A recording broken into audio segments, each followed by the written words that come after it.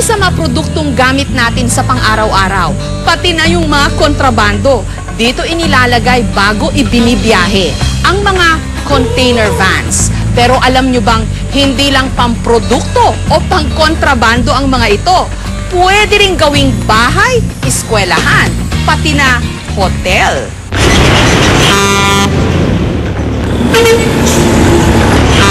Sa kalsada man o sa mga pier, agaw pansin ang mga ito.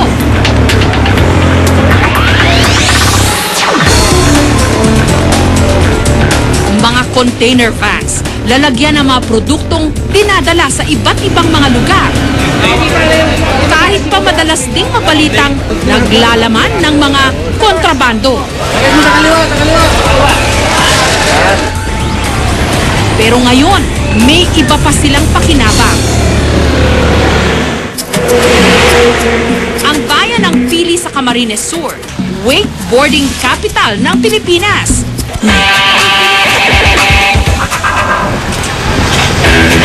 Ngayong Hulyo, gaganapin dito ang 2008 International Wakeboarding Competition. Kaya naman ngayon pala, nagsisimula ng magdatingan ng mga dayuhang sasali rito. China's rock. Kasama na ang grupo nila Steve Casey, nanggaling pa ng Australia.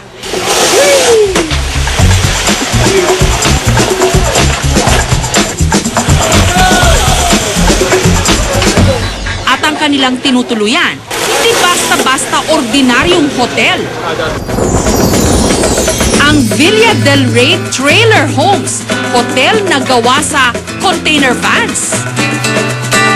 Trailers are good because they're cheap and the luxury. You own TV and it's clean and Fairly secure too. yeah, it Pretty feels good. safe.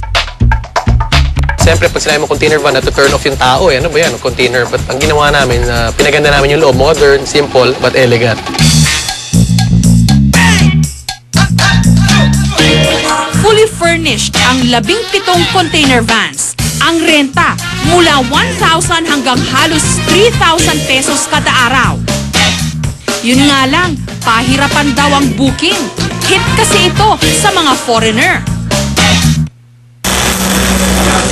Dati pa, ginagamit na ang mga container van sa pagtatayo ng iba't ibang mga establishmento.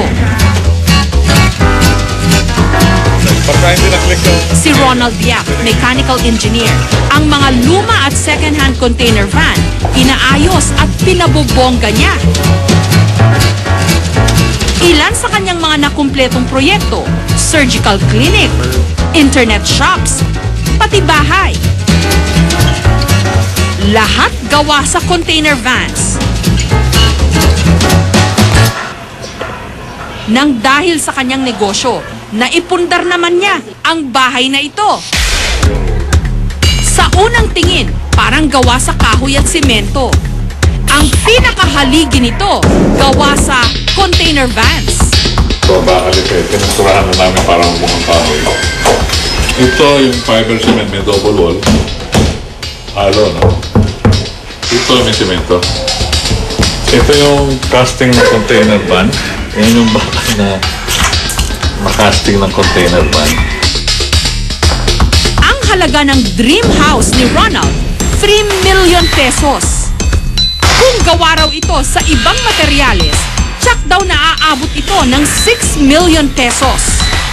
Nakita ko yung kung paano gaganda ang isang kahon. Tapos binalutan namin para merong personalidad. Ayon sa structural engineer na si Adam Abinales, mainam daw na material para sa mga establishmento ang mga container van. Binuo siya parang isang box. So, the structure itself is actually stable. Ngunit sa paggamit ng mga ito, meron ding kailangang isaalang-alang. Kung gagamitin mo siyang shelter, kailangan mag-provide ka ng openings, no, para sa ventilation. Tsaka you have to provide yung para sa air conditioning. Number one ng kalaban ng bakal natin kalawang eh. So, kailangan may periodic maintenance.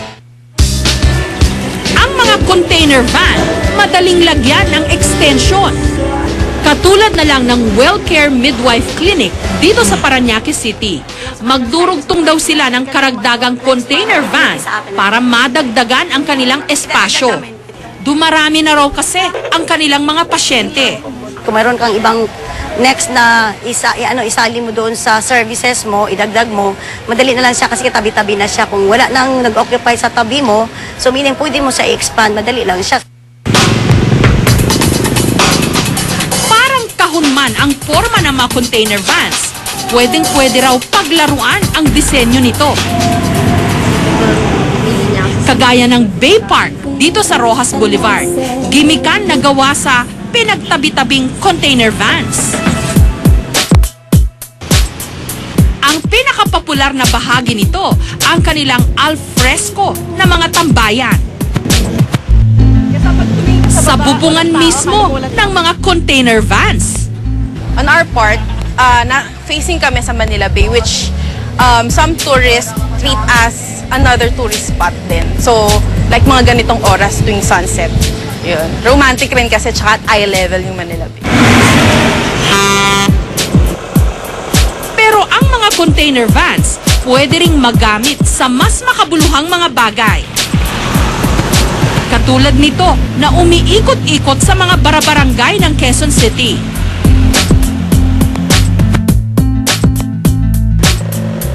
Ang loob nito, computer laboratory. Ang Computer School on Wheels.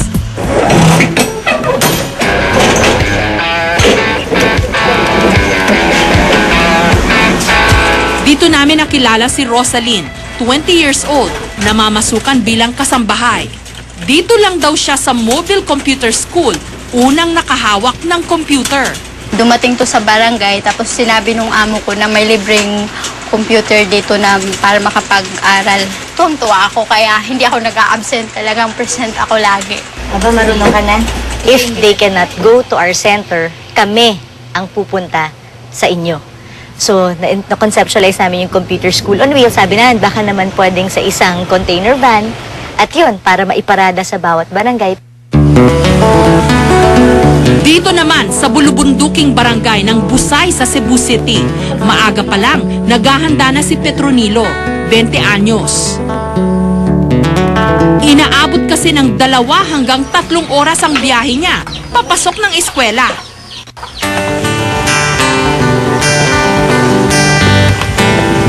Isa si Petronilo sa mga estudyante ng First High School for the Hearing Impaired sa Basak, Cebu, na araw-araw bumabiyahe mula sa kanilang mga bulubunduking barangay.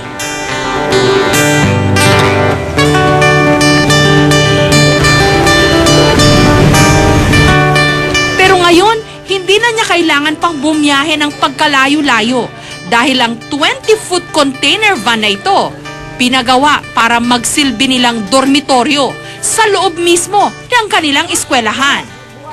That's also one reason na bakit hindi natutuloy yung studies nila because they nagda-drop out because of the cost, malayo. So, kailangan daw nila ng dormitory. Napakalaking tulong nito para kay Petronilo at 10 ng kanyang mga kaklase. Maliban sa libre sila sa dorm, may panahon pa raw sila ngayong mag-aral at magpahinga.